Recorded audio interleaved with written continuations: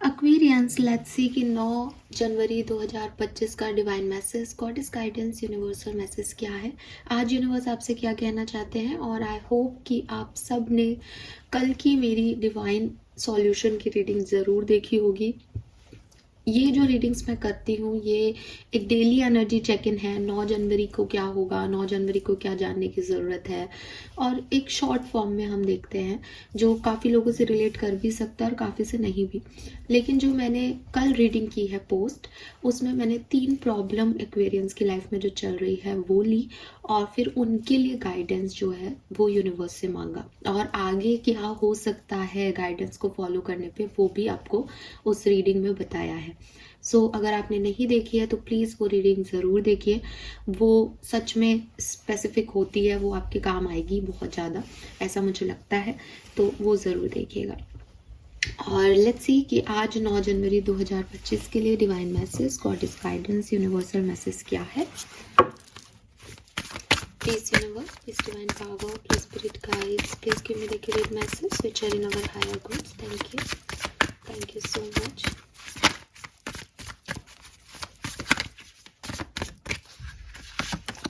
We have source, we have nurturing,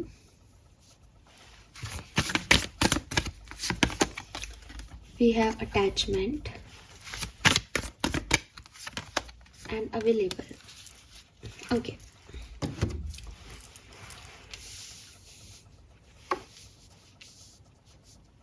so colour of the day जो है वो है आज का ब्लू कलर, ठीक है, नीला कलर, और स्काई ब्लू नहीं है, डार्क ब्लू, नेवी ब्लू, ठीक है। ब्लू शेड आपके लिए सिग्निफिकेंट हो सकता है।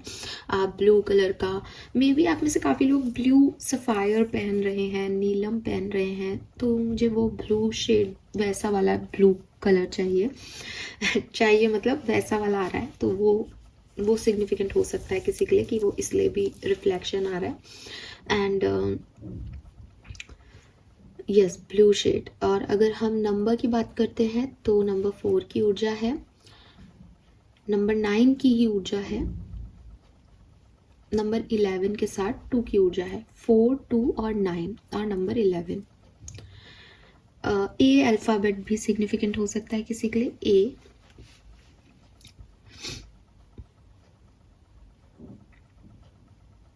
ओके।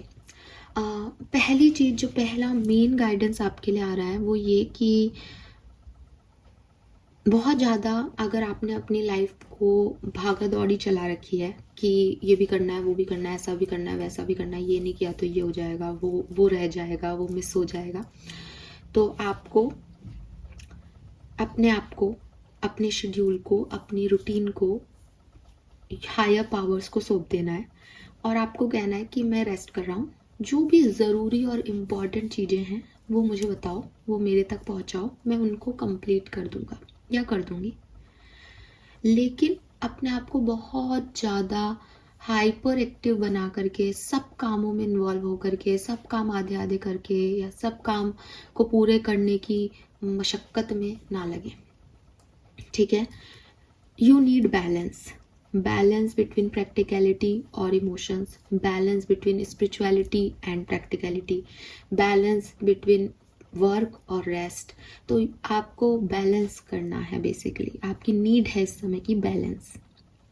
और बैलेंस करने के लिए जो नीड है, जो आपको करना चाहिए, वो बेसिकली आपको यही कहा जा रहा है कि जो भी नेसेसरी चीज़ें हैं वही कंप्लीट करें, और बाकी रेस्ट करें। रेस्ट करना भी आपका एक काम होगा इस समय के लिए, क्योंकि हो सकता है आप में से काफ़ी लोग ऐसे हों जो सिर्फ काम काम काम काम काम कर रहे हैं, रेस्ट नहीं कर रहे हैं। और क्योंकि वो रेस्ट नहीं कर रहे हैं ना एक्वेरियस, इसलिए आपके काम फुलफिल हो ही नहीं रहे, क्योंकि एनर्जी तो है ही नहीं, बस काम करने के लिए कर रहे हो, और एनर्जेटिकली आप बिल्कुल लो हो, ड्रेन्ड हो। तो आप सोच रहे हो मैं बहुत मेहनत कर रहा हूँ, बहुत मेहनत कर रहा हूँ, मिल नहीं रहा। ये बिल्कुल वैसा ही है कि कोई चीज़ हमारी मिसिंग हो जाती है, फिर हम एक एंजाइटी में चले जाते हैं, और ये भी करना है, ये मिल क्यों नहीं रहा, ये इधर भी देखो उधर भी देखो, पर हमें वो चीज़ नहीं मिलती। फिर 1-2 दिन बाद जब हम शांति से उस चीज़ को भूल चुके होते हैं और अपना काम कर रहे होते हैं और सडनली हमें लगता है अरे यार वो वहाँ तो नहीं, और हम देखते हैं और वो चीज़ हमें मिल जाती है। ऐसा कई बार होता है, मेरे साथ तो होता है भाई। तो ये वही चीज़ है कि एंजाइटी में हम होश में नहीं रहते, एंजाइटी में हमारी एनर्जीज वो नहीं रहती, एंजाइटी में हमारा माइंड, हमारी ब्रेन के न्यूरॉन प्रॉपर वर्क नहीं करते, तो हमें समझ नहीं आता कि क्या करना है। इसलिए ये कहते हैं कि बहुत ज़्यादा इम्पल्सिव या बहुत ज़्यादा उथल पुथल में कोई डिसीजन मेकिंग या कोई भी शब्द बोलना या कोई भी एक्शन लेना नहीं करना चाहिए। पहले आराम से बैठना चाहिए, सोचना चाहिए, फिर जो है वो करना चाहिए। आपके केस में अभी जो मुझे मैसेज दिया जा रहा है वो सिर्फ इतना कि आप बहुत सारा काम कर रहे हो या बहुत सारा लोड ले रहे हो लाइफ का, अभी शांति से बैठ जाओ।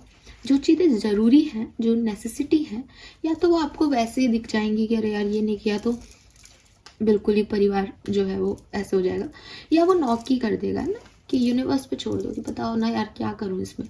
तो जो इम्पोर्टेंट नेसेसिटी की चीज़ें हैं वही कंप्लीट करें, बाकी चीज़ों को छोड़ दें। अब यहाँ पे एक और चीज़ आ रही है, वो ये कि मे बी अभी आपके पास कोई हेल्प नहीं है, ठीक है। आपको लगता है कि मेरी मदद करने के लिए कोई नहीं है, काम मेरे पास सच में बहुत ज़्यादा है, लेकिन मैं किसकी मदद लूँ, कैसे काम करूँ, मुझे कुछ समझ में नहीं आता। तो यूनिवर्स आपको कह रहे हैं कि आपको वो मदद, वो रिसोर्सेस, वो चीज़ें, वो लोग, वो सब मिल जाएंगी, लेकिन आपको उसको मांगने की ज़रूरत नहीं है। आपको ये फेथ करने की ज़रूरत है, ये विश्वास करने की ज़रूरत है कि वो मुझे मिल जाएंगी। अगर आप अपने मन को, अपनी परिस्थितियों को अभी बैलेंस कर लेते हो, तो आपकी जो ऊर्जाएं हैं वो एक पर्टिकुलर एरिया पे आ जाएंगी, एक पर्टिकुलर कहना चाहिए एवरेज स्थिति में आ जाएंगी, और उसके बाद आप अपनी ऊर्जाओं को एक्टिवेट करें, चाहे मेडिटेशन के थ्रू, चाहे एक पॉजिटिव अफर्मेशन के थ्रू, कि मेरी जो भी ज़रूरतें हैं वो पूरी होती रहेंगी तब तक जब तक यूनिवर्स चाहता है। और मेरी अगर कोई ज़रूरत या मेरा कोई जिद या मेरी कोई इच्छा पूरी नहीं होनी है, तो वो मैं चाहे कितनी भी मेहनत करूं अभी, वो मुझे यूनिवर्स अभी नहीं देंगे, शायद उसके लिए अभी टाइम है। तो रूटीन और नेसेसरी जो चीज़ें हैं आपकी, वो आप कंप्लीट करें, बाकी आप रेस्ट करें, अपनी एनर्जीज़ को वापस लेके आएँ, और मांगते रहने की जगह प्रेयर्स में या किसी से, इंसान से मदद मांगना या किसी भी तरीके से एक मांगने वाली बैगर एनर्जी की जगह फेथ की एनर्जी को क्रिएट करें अपने अंदर कि मेरे साथ अच्छा ही होना लिखा है, सब ठीक हो ही जाएगा, मेरा भी समय आएगा, ठीक है। और फिर वही बात है कि आप क्या, हमारे यहाँ पे भगवानों, जिनको हम भगवान मान के पूज रहे हैं, उनकी ज़िंदगी भी बहुत जो है स्मूथ नहीं रही है। तो आपने देखा है कि राज्य मिलते मिलते घर के बड़े बेटे को वनवास मिल गया, तो उसने कुछ गलत नहीं किया था, पर किसका फेर था, समय का फेर था। जो माँ सबसे ज़्यादा प्यार करती थी उसी माँ ने मांग लिया, तो समय का फेर है। आपने कोई कर्म गलत नहीं किया, लेकिन ये होनी थी, होनी को कोई नहीं टाल सकता। तो यूनिवर्स आपको यही कह रहे हैं कि फेथ रखना है। वनवास जाते हुए राम ने और तो कुछ दिमाग में नहीं लगाया होगा ना कि अरे शिट अब कैसे काम करेंगे, ये रह जाएगा वो रह जाएगा। वनवास जाते हुए श्योरली उन्होंने सोचा होगा कि जो होगा अच्छा होगा, 14 साल बाद वापस आएंगे, सबसे मिलेंगे, सब अच्छा होगा। तो यूनिवर्स आपको यही चीज़ें समझाने की कोशिश कर रहे हैं कुछ कार्ड से कि चीज़ें अपने आप होंगी अपने डिवाइन टाइमिंग पे, बट वो होंगी, इसका फेथ आपको क्रिएट करना है। अभी शायद आप ऐसी एनर्जी में हो, मुझे ये भी करना है, मुझे वो भी करना है, मुझे वो भी करना है। आप सब कुछ करके भी परिणाम को नहीं बदल सकते अगर वो कहीं रिटर्न है तो, है ना। तो बजाय इसके कि आप सब कुछ करके मर के अपने आप को पूरा ड्रेन आउट करके और काम के प्रति इतनी वो दिखा रहे हो, वो भी जब आपकी हिम्मत नहीं है। काम के प्रति लगन अलग चीज़ होती है, और जब ड्रेन हो रहे हो उसका मतलब आप उसमें लगन नहीं दिखा रहे, आपको वो करना पड़ रहा है। तो मजबूरी की वजह से कर रहे हो, बैगर हो रहे हो, ये दे दो प्लीज़, ऐसा कर दो। तो ये सारी एनर्जी से निकलो और फेथ की तरफ मूव करो, और वो फेथ तब आएगा जब आप बैलेंस होगे। ऐसे नहीं आएगा कि मैंने कहा और आपने सुन लिया और हाँ मैं भी मानता हूँ, एक सेकंड की बात नहीं कर रही हूँ मैं। एक बैलेंस अप्रोच चाहिए लाइफ को लेके, ठीक है। देन नर्चरिंग की एनर्जी है। सबसे पहले तो आज के दिन का आपको एक टास्क दे रही हूँ। आप गूगल पे जाएं या यूट्यूब पे जाएं और यूट्यूब पे लिखें ग्रैटिट्यूड मेडिटेशन, ठीक है। ग्रैटिट्यूड मेडिटेशन में हम यूनिवर्स को उस हर एक चीज़ का शुक्रिया अदा करते हैं जो उसने हमें दी। अब बहुत बार पहले भी बोल चुकी हूँ और कई लोग बोलते हैं इस बात को कि आपको ये चीज़ पता है कि मैं किस चीज़ का शुक्रिया अदा करने को कह रही हूँ। आपके मन में ये सवाल नहीं आएगा कि कुछ नहीं है, लेकिन फिर भी अगर आपको ऐसा लग रहा है कि कुछ अच्छा नहीं है, किस बात का शुक्रिया कहें, तो इसी बात का शुक्रिया कहें कि उन्होंने आपको इतना मजबूत बनाया है, ठीक है। ऐसी परिस्थितियों में डाला है कि आप अपना ये इंडिपेंडेंट वर्जन देख पा रहे हो, ये स्ट्रॉन्ग वर्जन देख पा रहे हो। तो अगर पॉजिटिव माइंडसेट से देखोगे तो बहुत सारी चीज़ें निकल के आ जाएंगी। इसीलिए मैंने आपको मेडिटेशन करने की सलाह दी। वहाँ पे जब वो शब्द आपके मेडिटेशन के टाइम आएंगे तब आपको रियलाइज़ होगा कि हाँ, मेरे पास ये चीज़ें हुई, मेरे साथ ये हुआ, मेरे को मिला ये चीज़ें। तो शुक्रिया कहें, ठीक है। एंड ज़रूर करें ये काम, आपके लिए बहुत ज़रूरी है। बिकॉज मैं देख रही हूँ आपकी एनर्जी लो है, आप ड्रेन हो रहे हो, ठीक है। अगर आपको ऐसा भी लग रहा है कि नहीं हम तो ठीक ही हैं, तो नहीं, मेंटल लेवल पे, फिजिकल लेवल पे, स्पिरिचुअल लेवल पे आपकी एनर्जी यहाँ लो ही आ रही हैं जो मुझे सुन रहे हैं, ठीक है। और वो लो ऐसे नहीं आ रही कि आप कुछ नहीं कर पा रहे। अगेन मैं फिर रिपीट करूँगी कि काम तो आप बहुत सारा करना चाह रहे हो, आपकी पूरी लिस्ट होगी, ये करना है, वो करना है, ऐसा करना है, वैसा करना है, लेकिन वो जो एनर्जी से काम होते हैं, तुरंत काम होते हैं, वो आपके नहीं हो रहे। और वो इसीलिए नहीं हो रहे कि अभी एक एक्टिवेशन की ज़रूरत है। कभी कभी आगे बढ़ने के लिए, बैलेंस करने के लिए खुद को, कुछ पुरानी चीज़ों को, कुछ पुराने अटैचमेंट्स को छोड़ना पड़ता है। मुझे लगता है काफ़ी एक्वेरियंस की भी प्रॉब्लम पुराने अटैचमेंट्स की वजह से है। कुछ रिश्ते, कुछ सिचुएशंस जो घट चुकी हैं, वो इतनी एडिक्टेड हैं आपसे, वो इतना जैसे कहना चाहिए, मतलब बहुत ज़्यादा अटैच्ड हैं, जिसकी वजह से आप उसको छोड़ नहीं पा रहे। और छोड़ नहीं पा रहे तो आप अपने खुद के उस पर आ ही नहीं रहे कि भाई मैं क्या हूँ। बैलेंस तो आदमी तब होगा ना जब वो ये देखेगा कि मैं हूँ कहाँ से कहाँ तक। जब पूरी तरीके से दूसरे पे डिपेंड हो तो बैलेंस कहाँ आएगा। तो हो सकता है आप में से काफ़ी लोगों की परेशानी ये रही है कि काम वाम आपसे रेजोनेट नहीं हो रहा होगा, लेकिन आपकी प्रॉब्लम ये है कि कोई व्यक्ति था, बहुत अच्छा रिश्ता था, बहुत ट्रस्टवर्दी था, बहुत परफेक्ट रिलेशनशिप था, बहुत खुश था मैं, खुश थी मैं, ठीक है, लेकिन उसने मेरे साथ चीटिंग की, लेकिन वो गोस्ट करके चला गया, लेकिन वो अब नहीं आ रहा, वो कहाँ है, कब आएगा, और ये इस दिमाग में तो बैगिंग चल रही है, वो कब आएगा, वो कब आएगा, वो कब आएगा। तो जब आप उसको पूरी तरीके से रिलीज़ कर दोगे, जब आप इस सिचुएशन को पूरी तरीके से सरेंडर कर दोगे, जब आप अपने आप को पूरी तरीके से उस पर्सन से अलग कर लोगे, तब आपकी ज़िंदगी में आपको चेंज सोचना, ठीक है। और सिंपल सी चीज़ है, अगर उसको आना होगा वो तभी आएगा। मैं बहुत स्ट्रेट फॉरवर्ड रहती हूँ। अगर वो नहीं है आपके लिए, या आपने कुछ गलत किया है या उसने कुछ गलत किया है, तो ऐसे व्यक्ति के लिए रोना, परेशान होना, डिस्टर्ब होना, या आप सबसे बड़ी गलती कर रहे हैं अपनी लाइफ की। मैं ये भी जानती हूँ कि इस पर्टिकुलर टाइम पे आपको ये बात समझ में नहीं आएगी, लेकिन थोड़ी सी रूड लगूंगी।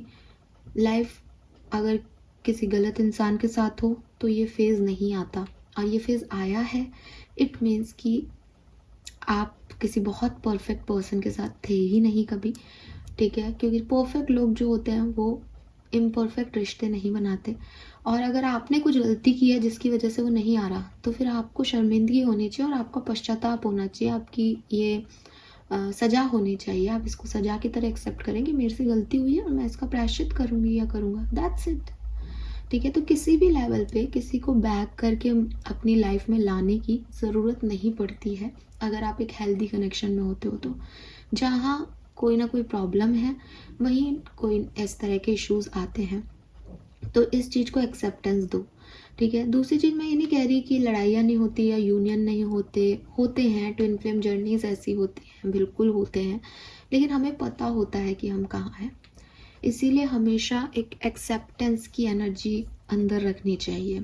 दो ही चीज़ें इंपॉर्टेंट है लाइफ में, एक तो ग्रैटिट्यूड कि जो मिला उसका शुक्रिया, और एक ऑथेंटिसिटी कि मैं एक्चुअली में क्या हूँ, मेरी सोच क्या है, मेरे इंटेंशन क्या है।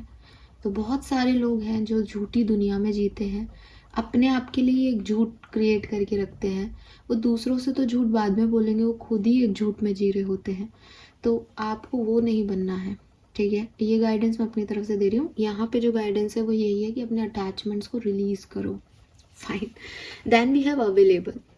अवेलेबल में आपको साफ कहा जा रहा है कि अगर आपको सॉल्यूशन चाहिए, ठीक है, अगर आप चाहते हो कि आपकी ज़िंदगी में कुछ अच्छा हो, आपको लगता है कि मेरी लाइफ में एक प्रॉब्लम है और मुझे उस प्रॉब्लम का सॉल्यूशन चाहिए, तो आपको सुनना पड़ेगा, ठीक है, सुनना पड़ेगा। अब इट्स नॉट अबाउट कि आप मेरी सुनो या किसी और की सुनो, हो सकता है आपको अपनी ही सुननी हो, मैं अभी बात भी कर रही थी, लेकिन आपको सुनना आना चाहिए।